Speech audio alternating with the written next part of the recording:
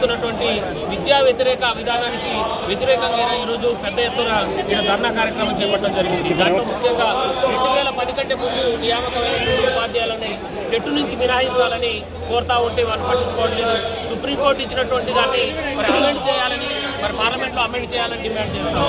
అదేవిధంగా నూతన ఎడ్యుకేషన్ పాలసీని కూడా అన్ని రాష్ట్రాలకు అనుబంధంగా లేదు, ఒక్కొక్క రాష్ట్రంలో ఒక్కొక్క రకంగా ఉంది, దాన్ని సవరించాలి, అది లోపభూయిష్టంగా ఉందని మేము డిమాండ్ చేస్తా ఉన్నాం.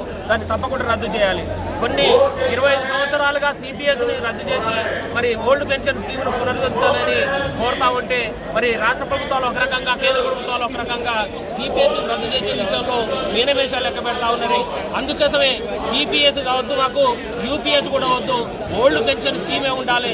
వార్ధక్యంలో మరి 30-40 సంవత్సరాలు సర్వీస్ చేసినటువంటి ఉపాధ్యాయులు మరి తక్కువ పెన్షన్తో సాగిచాలని జీతాలతో ఇబ్బంది పడుతున్నారు. కాబట్టి సిపిఎస్ రద్దు చేసి ఓల్డ్ పెన్షన్ స్కీమ్ను పునరుద్ధరించాలని కోరుతా ఉన్నాం.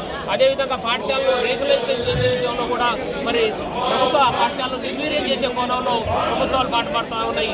రేషనలైజేషన్ కూడా మనం వ్యతిరేకిస్తూ ఉన్నాం. ఆ రకంగా మరి కేంద్ర ప్రభుత్వం కూడా చొరవ తీసుకొని ఉపాధ్యాయుల యొక్క డిమాండ్లను నెరవేర్చాలని ఎస్టీయూ పక్షంగా, ఏఐ జాక్టో పక్షంగా, మరి ఏఎస్టీఎఫ్ పక్షంగా కోరుతా ఉన్నాం.